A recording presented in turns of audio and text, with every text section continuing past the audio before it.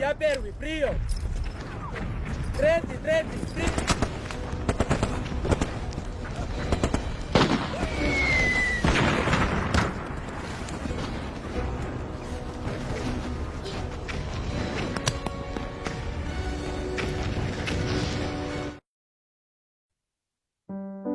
Assalamualaikum guys. Oke, kali ini Mimin akan bahas alur film The Soldier tahun 2019. Film dari Rusia ini menceritakan kisah nyata seorang prajurit termuda dari koloni Uni Soviet pada saat Perang Dunia Kedua. Anak ini masih berusia 6 tahun dan pada usia itu ia sudah diberi penghargaan dari para tentara Soviet. Oke, bagaimana anak ini kok bisa jadi tentara? Oke, gak usah lama-lama, langsung saja genjot ke plotnya.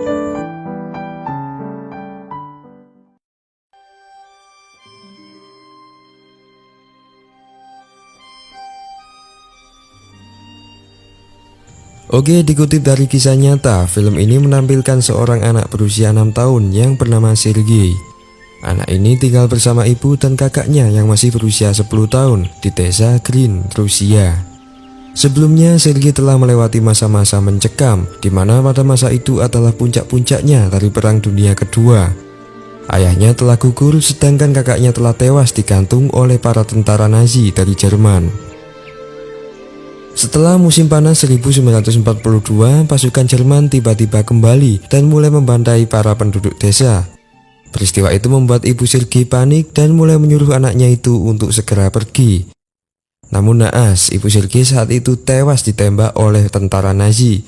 Bersamaan dengan itu, peristiwa besar terjadi, di mana pada saat itu juga telah terjadi pertempuran antara Jerman dan Rusia yang terkenal sebagai Perang Stalingrad. Karena ketakutan, Sergei pun lari menjauh dari desa. Sergei pun lari sendirian menuju tengah hutan. Ia tak tahu tujuannya, yang ia pikirkan hanyalah ibunya. Ia pun ketakutan dan berjalan semakin jauh ke tengah hutan.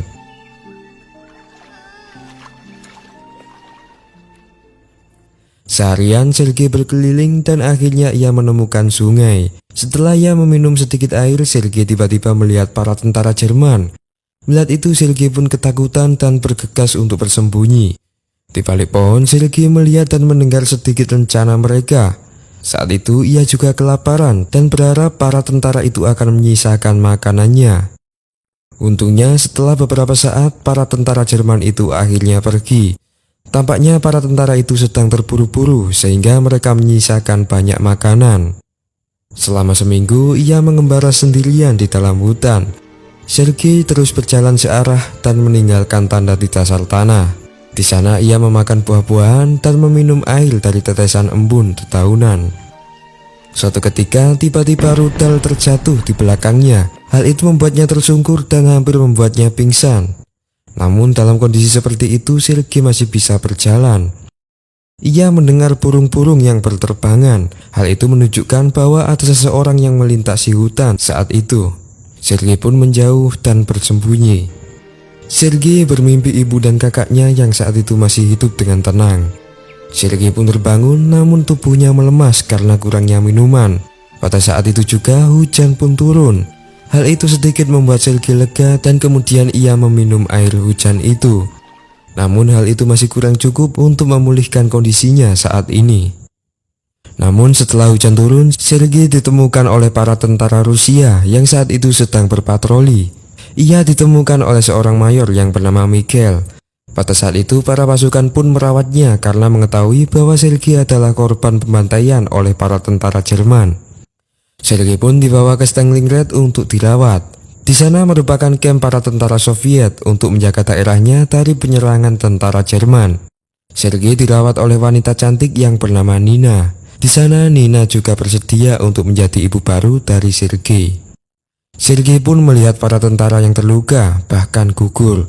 Hal itu membuat Sergei terobsesi untuk membantu mereka. Nina pun mengingatkan Sergei untuk menjadi anak yang tangguh dalam menghadapi semua masalah. Di sana ia juga sering dijenguk oleh Mayor Mikhail.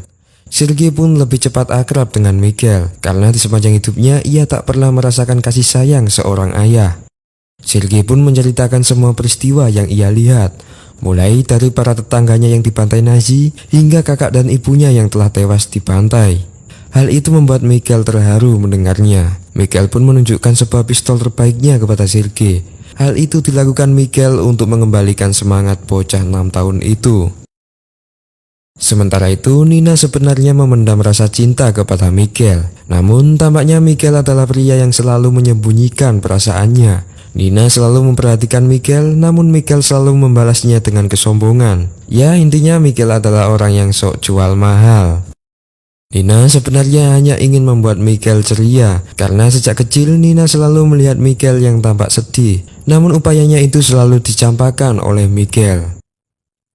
Di sana Sergei selalu diajarkan seluk-beluk dalam peperangan. Beberapa prajurit juga selalu mengajarkannya cara menggunakan peralatan tempur. Hal itu membuat semangat Sergei semakin tinggi. Keesokan harinya para tentara Jerman datang kembali dan kemudian menyerang mereka. Namun kekuatan pertahanan mereka memukul mundur para koloni Jerman itu. Disinilah titik awal puncak perang Stalingrad. Michael teringat dengan Sergei dan kemudian kembali menjenguknya. Di sana Michael mulai iba melihat Sergei. Jauh sebelumnya Sergei juga sudah menganggap Michael seperti ayahnya sendiri. Pada saat itu juga Michael langsung bersedia untuk mengadopsi Sergei.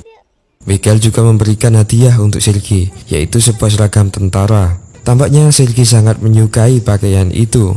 Namun beberapa saat pasukan musuh tiba-tiba menyerang camp secara tak terduga, hingga akhirnya membuat para tentara banyak yang gugur. Di sana Sergei pun panik melihat para tentara yang terluka itu. Salah satu perawat mengingatkan Sergei agar ia bisa menjaga dirinya sendiri dan selalu menolong siapapun yang membutuhkan bantuan.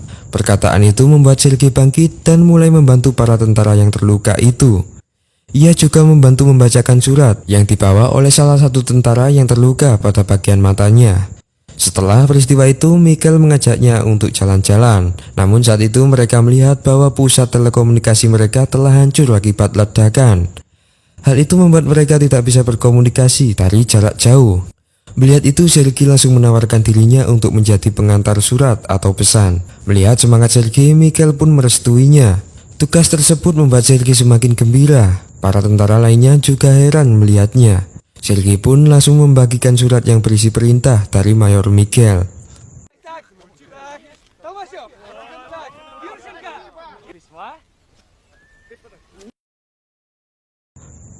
Pada suatu saat ia berkeliling sendirian di dekat camp. Sergei menggunakan teropongnya dan ia terkejut karena melihat para tentara Jerman yang menyusup. Sergei melihat bahwa para tentara Jerman telah memantau mereka di balik tumpukan jerami. Ia pun langsung melaporkannya kepada prajurit saat itu. Awalnya para prajurit menganggapnya sebagai lelucon sehingga mereka hanya membawa sedikit prajurit ke sana. Namun ternyata ucapan Sergei itu benar.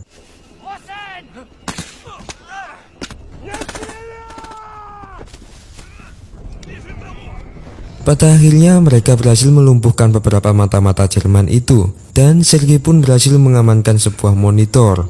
Kejadian itu membuat Sergei diapresiasi oleh Michael dan juga tentara-tentara lainnya.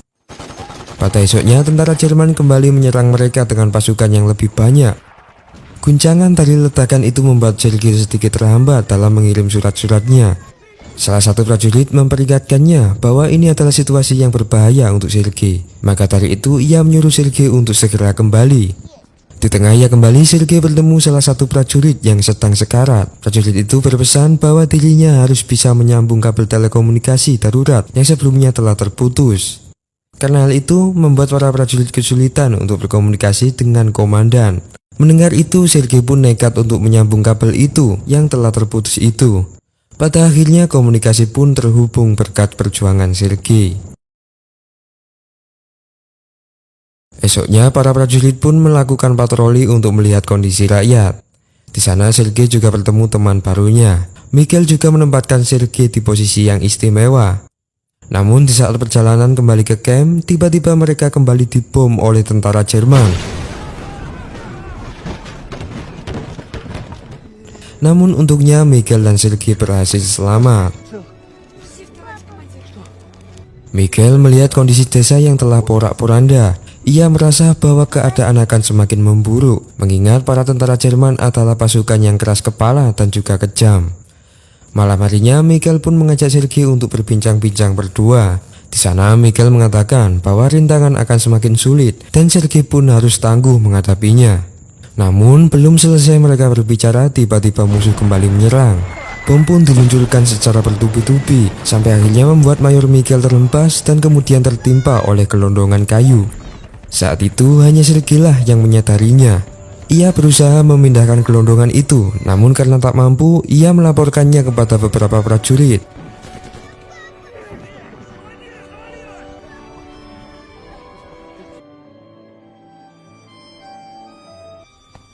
Singkat cerita, para prajurit berhasil menahan serangan dan Mayor Miguel pun berhasil diselamatkan.